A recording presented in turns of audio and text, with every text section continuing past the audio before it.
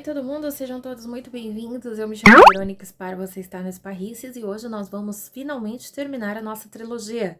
Vamos conversar sobre Excalibur, o livro 3 das Crônicas de Arthur, do Sr. Bernard Cornwell. E se você não viu os vídeos anteriores, estarão linkados aqui abaixo na descrição deste vídeo para que vocês possam conhecer as minhas percepções sobre os outros dois volumes. Apenas fazendo um adendo, antes de adentrarmos a história, eu preciso dar algumas informações sobre o livro 2 que acabei me esquecendo na medida que fazia o vídeo. Eu não costumo roteirizar os meus vídeos, eu vou muito pelas minhas percepções de leitora. E acabei esquecendo 2 pontos que considero muito importantes, então vamos conversar sobre eles, tá bom?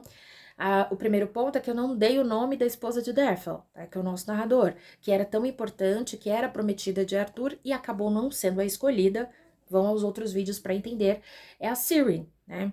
E a Ciri é uma figura, de fato, muito interessante, muito importante no desenrolar das histórias, dos acontecimentos, porque ela seria a coligação que Arthur teria com não apenas o seu próprio povo, o povo de Ciri, mas outros povos que enxergavam no pai dela, naquela concepção de reino, uma fortaleza e uma resistência pagã. Tá? Porque existem outros povos, existem outros reis, e o embate agora se intensifica, ele ganha uma proporção muito maior, porque torna-se não puramente político, mas também socioeconômico e religioso. A parte que quer ser cristã, a parte que quer continuar no paganismo. Então, há um embate aí, né? Eles chamam aqui de religiões antigas, percepções antigas, tá bom? O segundo ponto é que não falei sobre uma grande amizade que tem naquele livro, No Inimigo de Deus, que é o livro 2 dessa série, que é referente a Galahad.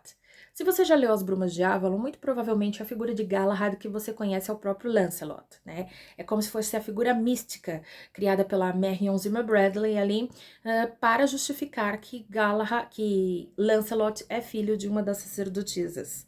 Se você não leu, eu sugiro que você leia, porque o livro é boníssimo. Voltando ao livro, aqui, Bernard Cornwell, ele faz como se eles fossem meio-irmãos. Então, Galahad é uma figura e Lancelot é outra figura. Foram criados pelo mesmo pai, mas são completamente diferentes. Ele deu quase a visão de Esaú e Jacó para eles aqui. Então, a figura de Galahad é uma figura muito fiel, muito leal, gosta muito de Arthur, enxerga muito bem a liderança de Arthur, e vai fazer de um tudo para que, de fato, ela se mantenha, né? Neste ponto que estamos da história, Arthur, de fato, é rei. Não porque quis, mas porque as coisas levaram-no a este lugar. Mas sabemos que o prometido do próprio trono não é Arthur, é Mordred. E nós já vamos conversar sobre essa figura. Então, neste momento ali, a figura de Galahad ela é muito importante, principalmente para o próprio Derfel, naquele outro livro que vimos, porque ele é uma pessoa que o acompanha em alguns acontecimentos e o acompanha em muitas batalhas, e esse laço de lealdade ele fica um pouco maior do que já era de fato, tá bom? Então, em Excalibur, nós estamos nesse momento de tensão, né, política religiosa, e as coisas elas começam a ficar pior ainda. Guinevere, nesse livro, ela é uma figura que também é pagã. Ela também não gosta ali do Cristo, ela não gosta da maneira como apresentam, tá, gente? E ela não gosta de como os bispos se comportam, como a religião ela se desenrola, mas Arthur é ainda aquela figura que quer unificar o reino, que quer que todo mundo se aceite, que todo mundo viva em paz. A construção que ele tem de paz ainda é uma paz diferente do que as pessoas estão vendo que de fato vai acontecer, né? E ela adora uma deusa em específico, e ela quer manter a sua seita ativa, mas ao mesmo tempo ela enxerga a necessidade de que Arthur faça boas alianças. Só que Guinevere não é estrategista de guerra e ela não tem todos os dados para entender como as moedas estão se desenrolando ali.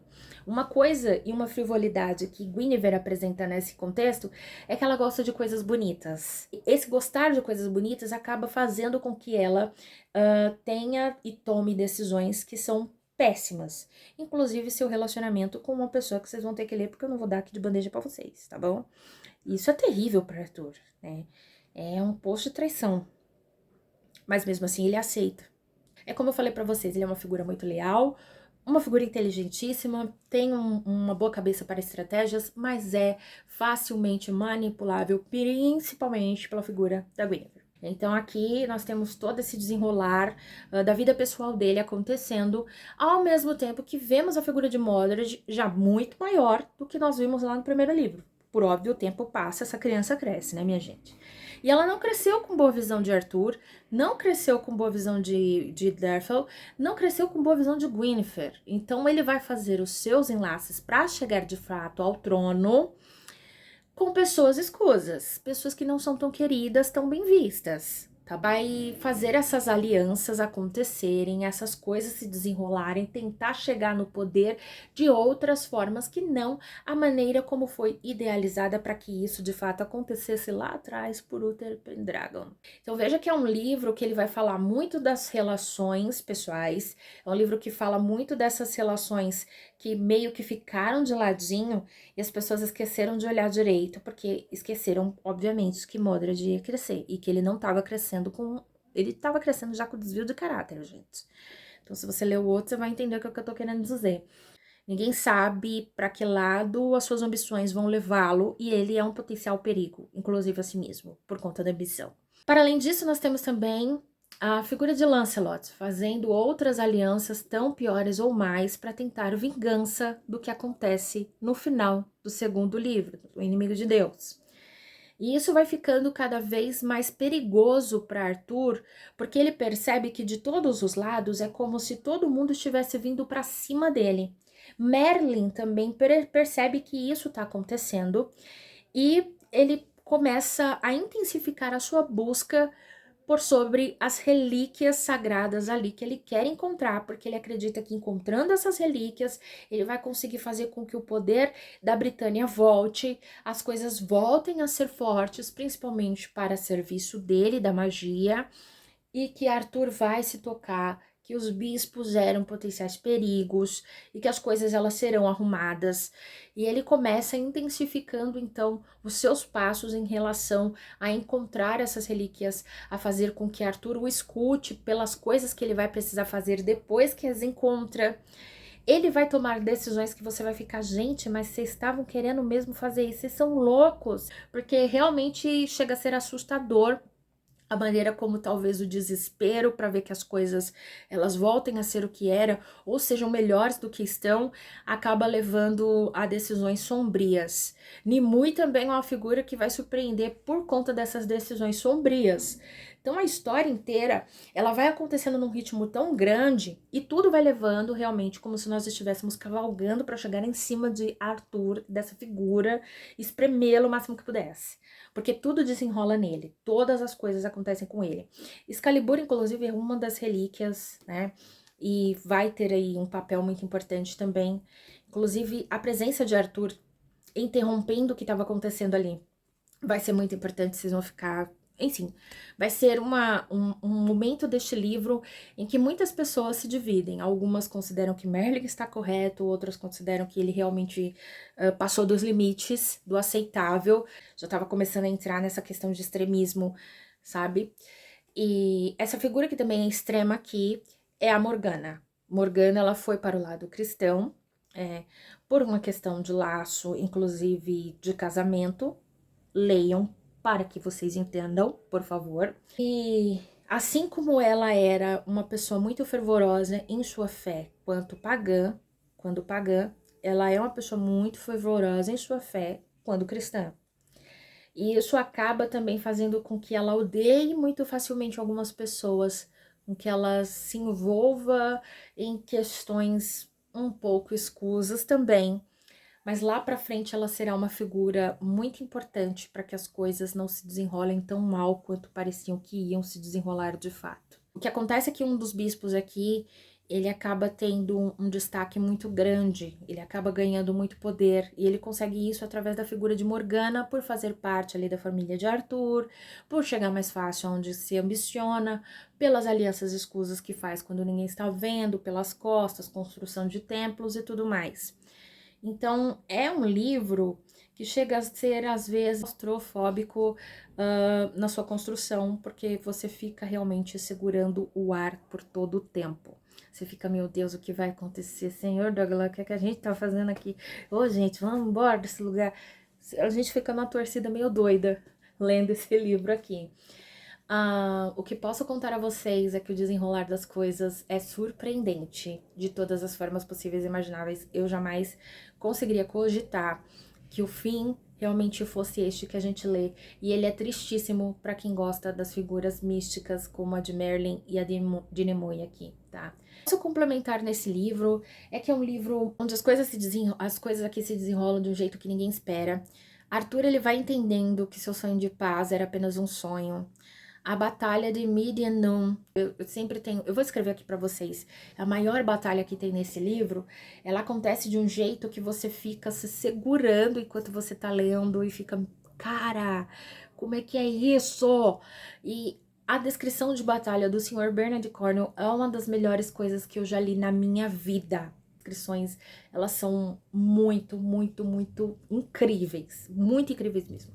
A narrativa construída nessa história, principalmente nesse clímax que vai levar à batalha final, é uma das coisas mais bem escritas que já vi. O Sr. Bernard Cornwell realmente deu muito de si para fazer a construção desta narrativa em Excalibur e fazer então que a história ela se encerrasse ou fosse meio que trazida aos nossos dias, né? Ao Arthur que conhecemos hoje. Bom, para falar um pouco dessa questão da visão que temos do Arthur que conhecemos hoje, vocês lembram que eu já havia falado para vocês que Devil é uma pessoa cristã. No começo da história nós já sabemos disso, ele já não é mais aquele guerreiro pagão casado com Círien, e vocês obviamente terão que ler para saber o que acontece, mas ele está em um mosteiro e ele é visitado pela rainha Igraine com a grande missão de escrever e de contar para ela a verdadeira história de Arthur. Mas ele sabe e ele fala por várias vezes que os seus manuscritos com certeza foram violados por ela, porque ela queria uma história bonita, uma história fantasiada, uma história cheia de místicas que não aconteceram, e ele fala para ela que não aconteceram e que ele sabe que no fim das contas a história não será como a que ele narrou. Então é muito interessante que o Sr. Bernard trabalha essa visão que nós temos das histórias e das lendas arturianas como algo que Igraine, que é a rainha deste livro, ela mudou completamente para deixar a sua visão romanceada das coisas melhor. Até porque em seu tempo, Lancelot era visto como um grande herói de guerra. Ele não era visto como o traíra que ele sempre foi. Porque coisas acontecem aqui e, de fato, Arthur não vai ter um bom caminho, digamos assim. E Galahad era visto como traidor, Devil nem é mencionado, sequer é lembrado por ninguém. E a figura de Arthur ela é vista quase como que alguma coisa divinal de alguma forma. É quase como se a aura mística que o permeia o fizesse basicamente não existir de fato. Talvez se perguntem, mas e as brumas, elas existem nesse livro? E sim, as brumas existem, elas aparecem no final, e é muito triste quando isso acontece, então por favor leiam. Livro de encerramento muito bom, fechamento de uma história muito bem feita, muito bem construída, que vai tirar o fôlego de quem se aventurar. Eu só posso deixar de recomendação de leitura a vocês e dizer que foi uma das obras que eu mais gostei de ler. É uma das minhas histórias favoritas, é uma das minhas versões sobre as lendas arturianas favoritas. E no vídeo anterior eu mostro a vocês a minha coleção das edições de luxo que saíram dessa trilogia que eu amo tanto. Espero que vocês tenham gostado do que apresentei aqui a respeito de Excalibur, que vocês tenham a sua própria experiência de leitura, conheçam mais dessa trilogia. Eu vou pegar os livros menores aqui apenas para mostrar as capas, tá? Essas edições que estou mostrando a vocês são edições de bolso. Se você quiser ver a edição de luxo, por favor, visite o vídeo 2, tá bom? O vídeo sobre o Inimigo de Deus. Esse é o primeiro livro, O Rei do Inverno. Você o também encontra no tamanho normal com essa capa. Esse aqui é o livro 2, O Inimigo de Deus. E então, temos o encerramento com Excalibur. Isso é muito legal. Espero que vocês possam ter uma experiência de leitura tão satisfatória quanto foi a minha. Vou ficando por aqui, a gente se vê no próximo vídeo do canal. Um beijo no coração de todos vocês e até o próximo vídeo.